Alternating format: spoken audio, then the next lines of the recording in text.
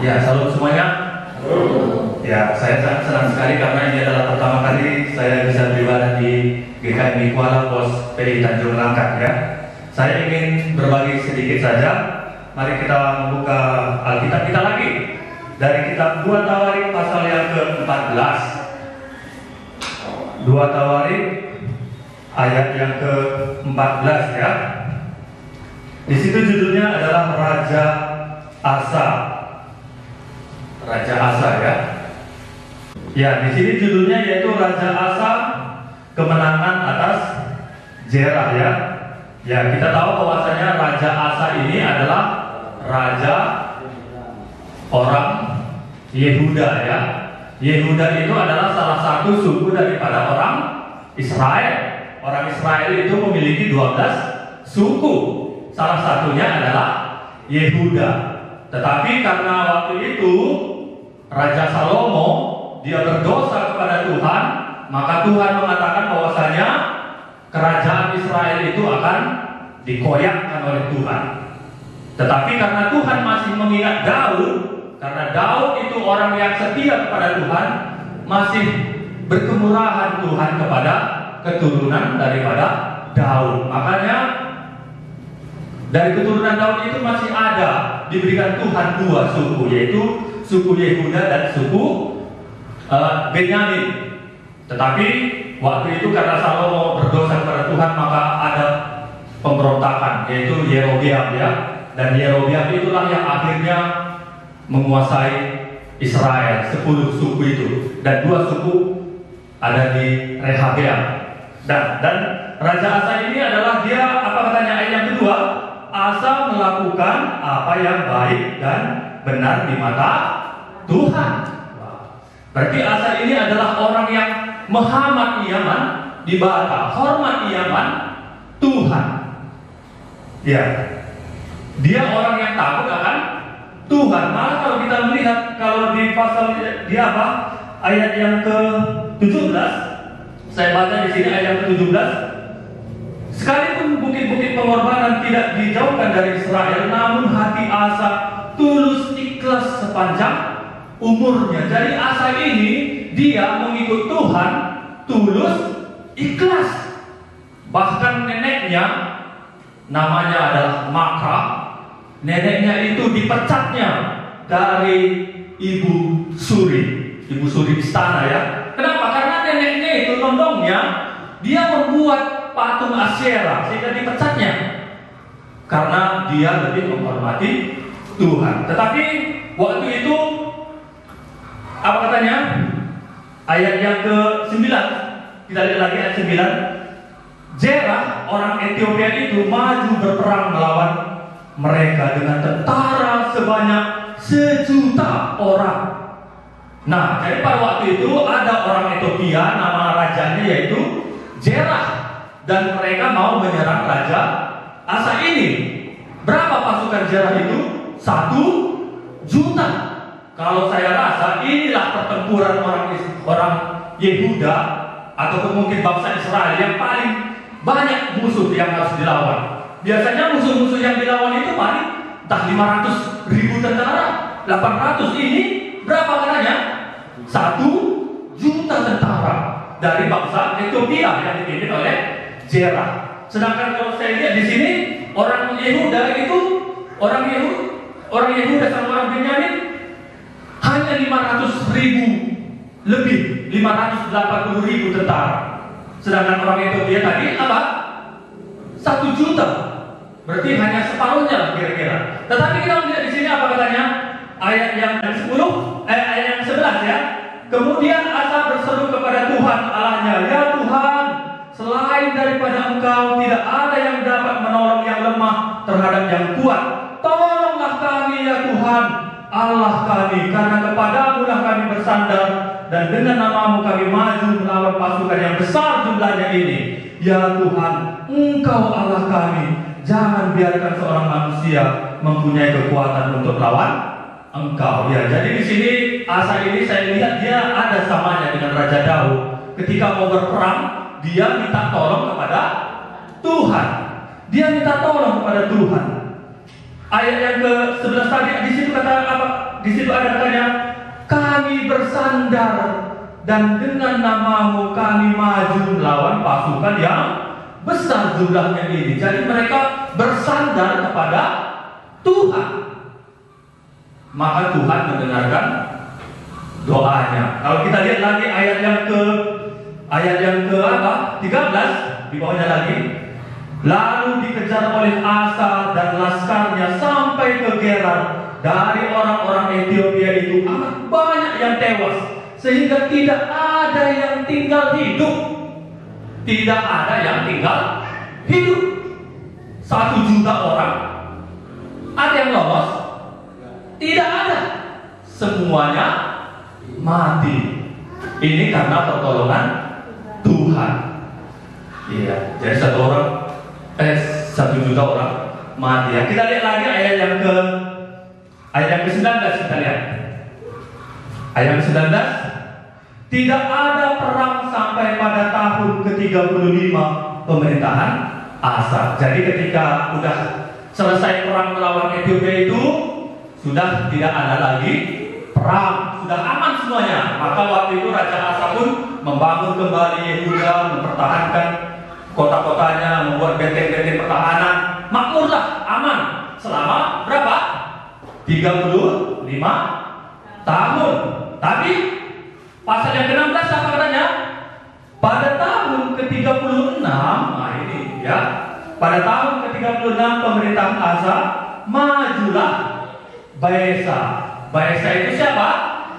Raja Israel. Jadi itu tadi ya, karena Yehuda ini dulunya mereka apa? Saudara, satu suku, tetapi karena terjadi pemberontakan maka Israel dan Yehuda menjadi pecah ya. Dan waktu itu terjadilah pertempuran saudara lah istilahnya. Baesa ini mau menyerang si apa? Yehuda, Raja Asa. Tapi waktu itu apa yang terjadi? Ya, kalau kita lihat di sini pasukan Baesa ini enggaknya banyak, tetapi di sini Raja Asa dia tidak bersandar lagi kepada Tuhan. Dia tidak bersandar kepada Tuhan. Dia minta tolong sama Raja Aram. Siapa nama Raja Aramnya? Di sini dikatakan Ben-Hadad ya. Ya, di sini dia Raja Asa tadi dia minta tolong kepada siapa? Raja Aram. Padahal pasukan Israel itu enggaknya seperti orang Ethiopia yang 1 juta jumlahnya. Di sini lalu dia ada yang menegur ya. Kita lihat ayat yang ke-7. 2 Tawarik 16 tadi ayat yang ke-7. Pada waktu itu datanglah Hanani, pelihat itu ya. Siapa namanya? Hanani. Apa pekerjaannya? Pelihat ya. Kalau pelihat itu samanya seperti hamba Tuhan gitulah. Samuel juga sering disebut sebagai pelihat. Ya sama seperti hamba Tuhan lah, orang yang takut akan Tuhan, suruh-suruh ibadah. Apa kata Hanani kepada Asa Raja Yehuda? Katanya kepadanya, karena engkau bersandar kepada Raja Aram dan tidak bersandar kepada Tuhan Allahmu, oleh karena itu terluputlah tentara Raja Aram dari tanganmu. Bukankah tentara orang Ethiopia dan Libya besar jumlahnya, kereta dan orang berkudanya sangat banyak, namun Tuhan telah menyerahkan mereka ke dalam tanganmu, karena engkau bersandar kepadanya. Karena mata Tuhan menjelajah seluruh bumi untuk melimpah kekuatannya kepada mereka yang bersungguh hati terhadap Dia.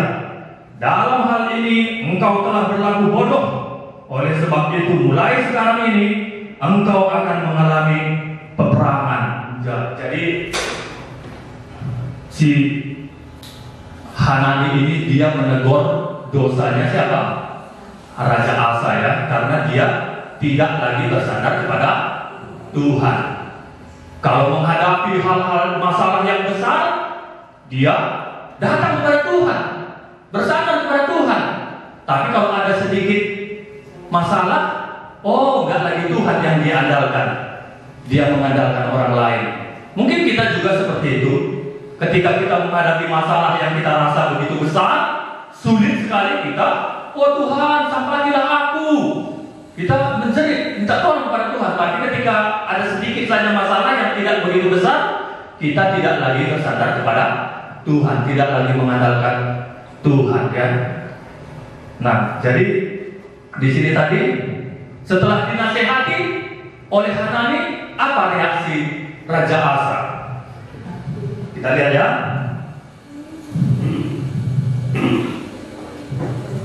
Ayat yang ke-10. Maka sakit hatilah Asa. Wah, ternyata ketika ditegur dosanya, dia sakit hati. Kalau kita gimana?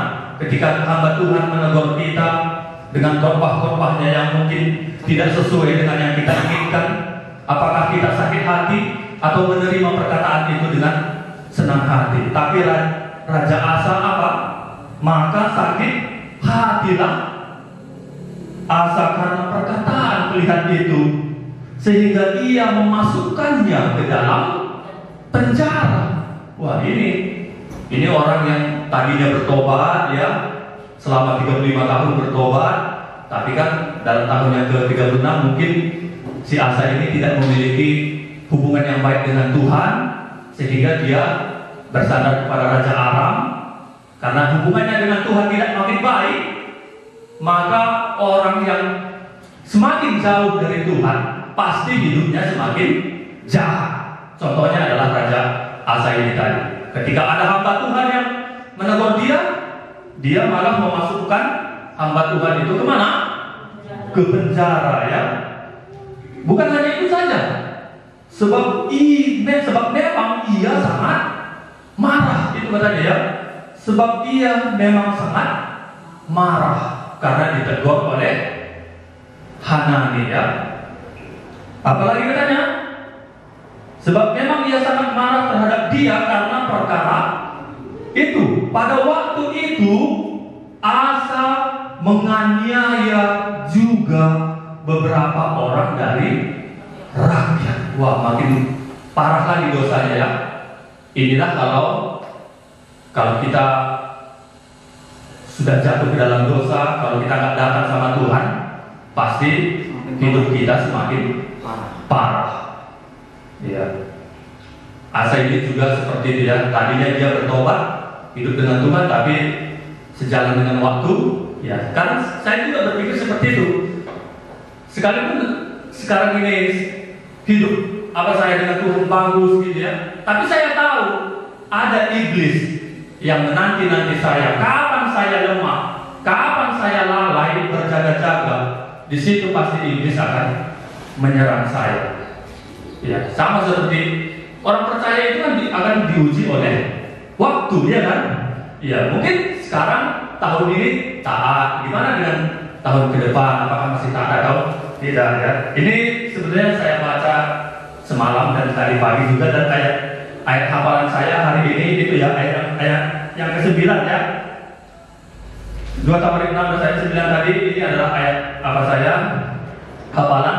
Karena mata Tuhan menjelajah seluruh bumi untuk melimpahkan kekuatannya kepada mereka yang bersungguh hati terhadap Dia. Jadi kalau orang dilihat Tuhan itu menjelajah dia ke bumi, dilihatnya di langkah ini, dilihatnya di GKI langkah ini, adakah di sini yang bersungguh hati terhadap aku, kata Tuhan? Kalau ada, aku akan melimpahkan kekuatan. Jadi kalau kita sungguh kepada Tuhan, pasti Tuhan berikan kepada kita kekuatan untuk bisa menang melawan dosa, pasti.